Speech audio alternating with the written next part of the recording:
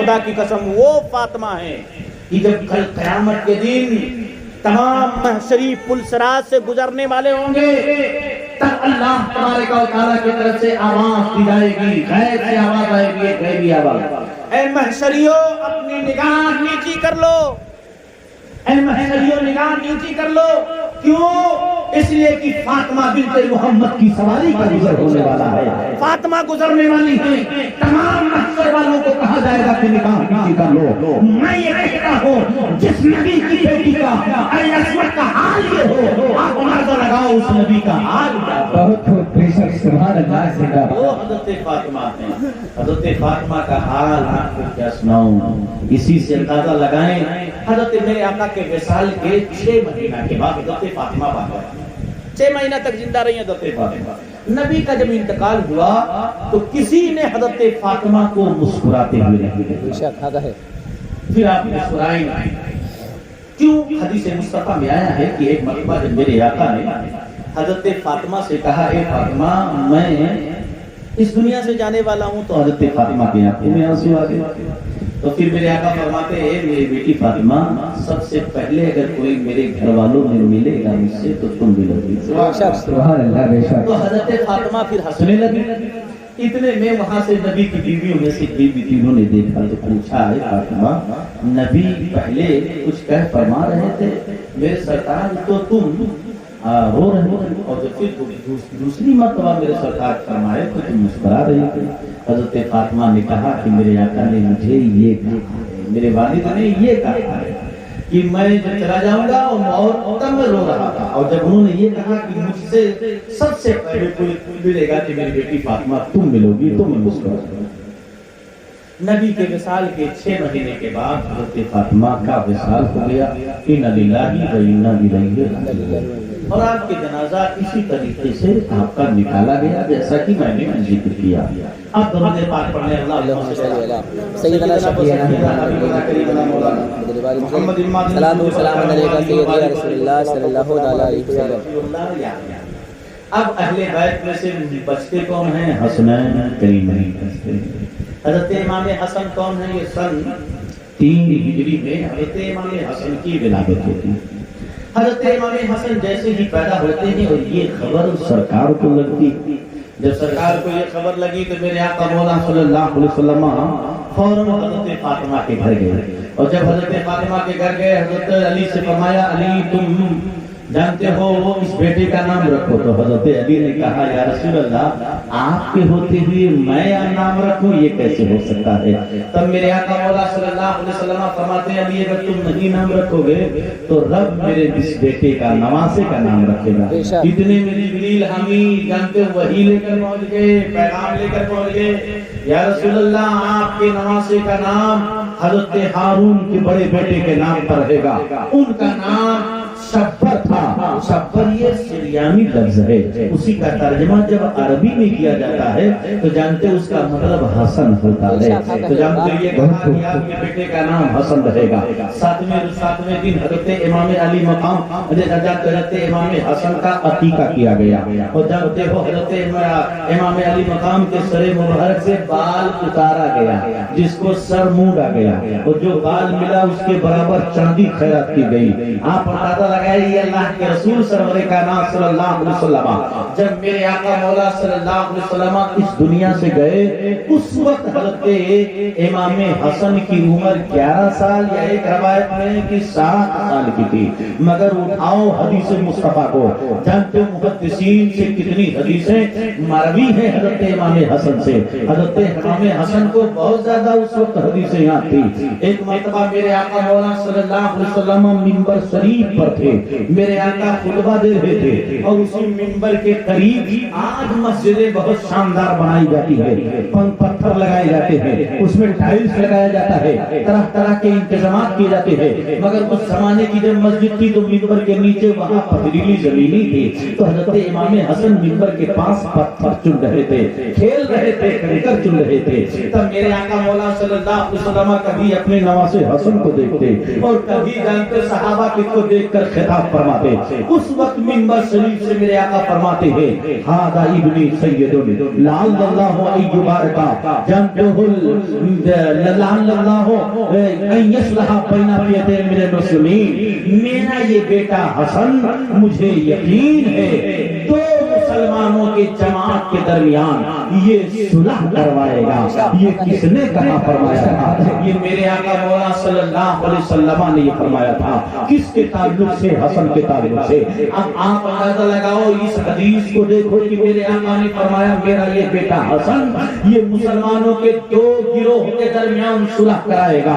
नबी की बात हर्फ बहर्फ सही हुई जब हजरत अली को शहीद कर दिया गया। हजरत इमाम अली मकाम हजरत इमाम हसन जानते हो कूफा के लोगों ने 40,000 लोगों ने आपके दस्ते पर बैत कर लिया। तो उस वक्त जानते 40,000 कूफियों ने बैत किया। 6 महीना तक आप जानते हो मसनद खिलाफत पर थे। लेकिन हजरत अली और हजरत इमाम हसन और हजरत अमीर माविया के दरमियान जब सुलह हो गई तो नबी ने तो जानते उस वक्त फरमाया था जब हजरत इमाम हसन छोटे से थे तभी मेरे आका ने फरमाया था। आखिर नबी की निगाहें नबूवत देख रही थी इसीलिए तो मेरे आका मौला सल्लल्लाहु अलैहि वसल्लम ने फरमाया। आप अंदाजा लगाओ और क्यों ना बात सच हो और क्यों ना हजरत इमाम हसन सुलह करें इसलिए कि जो नबी फरमा देते हैं वही तकदीर इलाहिया हुआ करती है वही अल्लाह की मर्जी हुआ करती है। इसलिए हजरत इमाम हसन ने जानते हो सुलह कर लिया था। इसलिए यही रब की मर्जी थी यही उनके नाना का भी कहना था। इसीलिए हजरत इमाम हसन ने सुलह कर लिया। हजरत इमाम हसन के सुलह करने की वजह से बहुत से लोग जो हजरत इमाम हसन से बड़ी अकीदत रखते थे वो नाराज हो गए थे।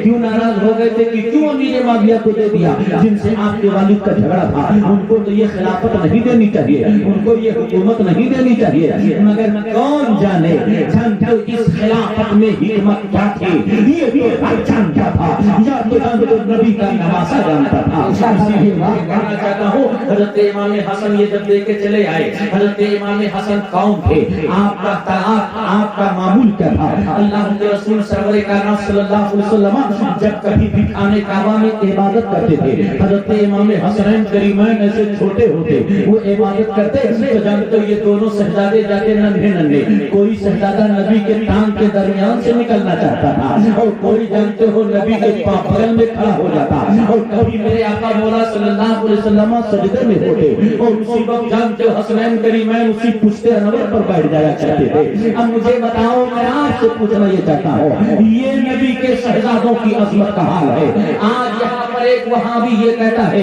कि नमाज में नबी का ख्याल आ जाता है माज़अल्लाह नमाज बातिल हो जाती है।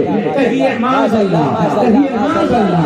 आज मैं आपको एहसास दिलाना चाहता हूँ मैं कहता हूँ वही नमाज है जिसमें नबी का ख्याल आ जाए वरना हमारी हर नमाज में दुनिया का ख्याल आता है। आप देख लीजिए उठाकर अभी ईशा की नमाज पढ़ के मैं आया हूँ आपसे पूछता हूँ जो लोग मस्जिद में हैं अगर यहाँ बैठे हैं तो वो भी एहसास करें तब उनको पता चल जाएगा कि नमाज में दुनिया का ख्याल आता है कि नबी का ख्याल आता है। वो मैं पूछता हूँ अब बताता हूँ कि आप जब ईशा की नमाज हम पढ़ते हैं तो हमें ख्याल आता है कि जानते हो घर वालों का कभी ख्याल आता है खेत का कभी ख्याल आता है अपनी जानते हो दोस्ती का कभी ख्याल आता है किसी और का आके कभी ख्याल आता है अपने बच्चों का कभी ख्याल आता है अपने दुकान मकान का। आप मुझे बताइए ये औलादे क्या है ये माँ बाप क्या है ये दुनिया क्या है ये प्रोग्राम क्या है ये सब कुछ क्या है ये जानते जिसका भी ख्याल आता है इसको क्या कहा जाता है?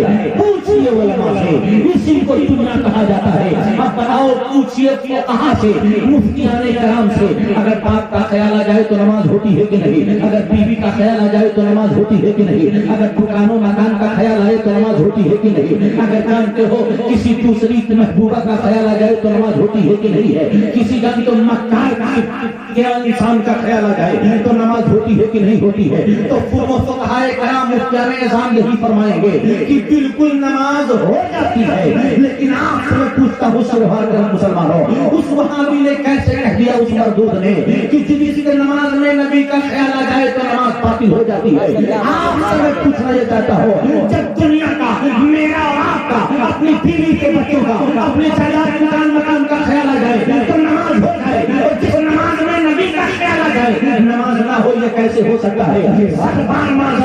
खुदा की कसम खा के कहता हूँ हम तो जिंदगी में जितनी नमाजें पढ़ते फरमाते हैं हमें नमाजों में सिर्फ दुनिया का ख्याल आता है।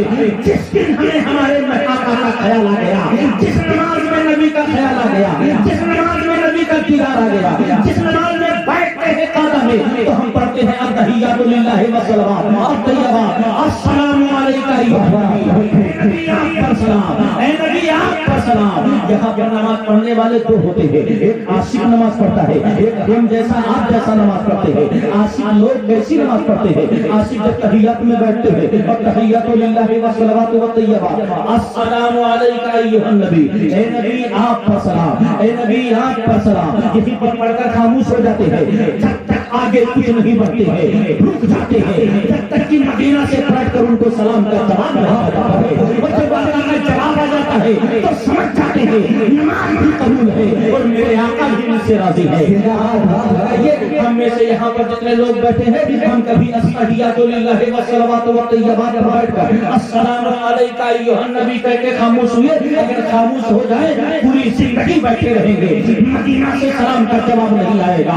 क्यों? इसलिए कि जानते हैं हम अपनी मर्ज़ी के मुताबिक जिंदगी गुजारते हैं, अपनी मर्जी के मुताबिक अपना काम करते हैं। और जो आशिक होते हैं वो अपनी मर्जी से कुछ नहीं करते, वो वही करते हैं जो उनका महबूब कहता है, नबी फरमाते हैं। इसीलिए अगर इतनी बात आपके ज़हन दिमाग में बैठ गई हो तो आप मुझे बताओ हज़रत इमाम हसन कौन है दुनिया में? हज़रत इमाम हसन कौन है दुनिया में? हज़रत इमाम हुसैन कौन है नवासे है? हज़रत इमाम हसन हुसैन कौन है नबी के बेटे हैं? हज़रत इमाम हसन हुसैन कोई जन्नती फूल है? अब मुझे बताओ नबी नमाज पढ़ रहे हो और नबी की नमाज में वो 20% हसन हुसैन बैठे हैं, नबी हैं, हसन हुसैन उम्मती है। अब मैं आपसे कहना चाहता हूँ नबी की नमाज में उम्मती का ख्याल आए तब नबी की नमाज होती ही नहीं, लंबी हो जाती है, सजदा तवील हो जाता है, रुकू तवील हो जाता है। मेरे आका अपने दोनों पैरों पर फैला देते हैं। आप मुझे बताइए अगर आप नमाज पढ़े, आपका छोटा बेटा हो, पोता हो,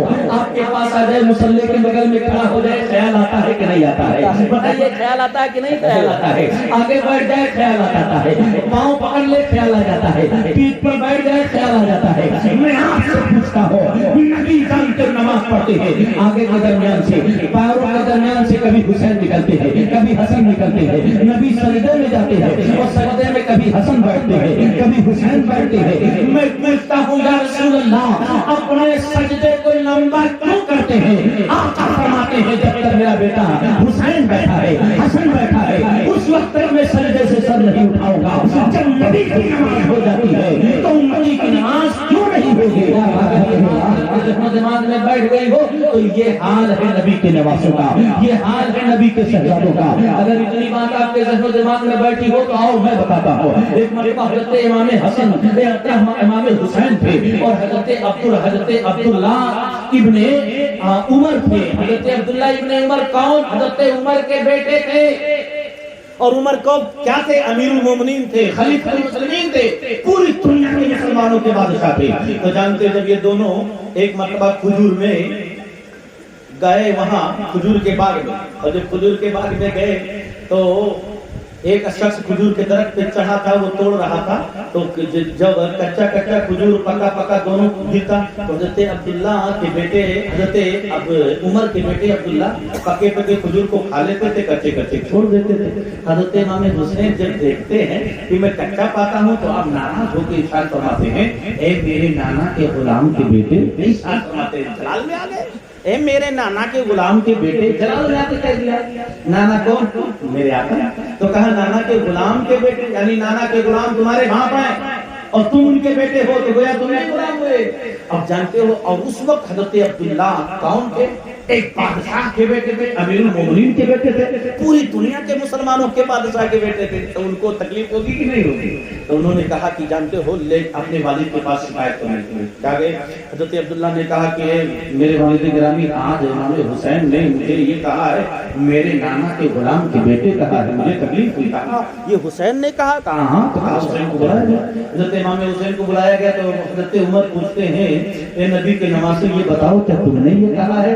कहा हाँ कहा है।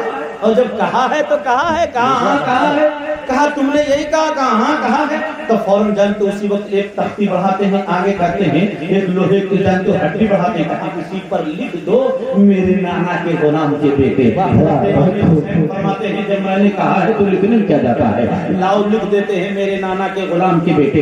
اس وقت حضرت عمر اس کو لیتے ہیں، اسی جانتے ہو خط کو لینے کے بعد کہتے ہیں اپنے بیٹے کو، بیٹا لے لے، سند مل گئی ہے کہ ان کے نانا کا غلام تو بھی ہے، میں بھی ہوں، تو بھی ہے، اور جو نانا کے غلام ہو، نبی کا غلام ہو، اس کو نہ دنیا میں کوئی فکر ہوتی ہے نا۔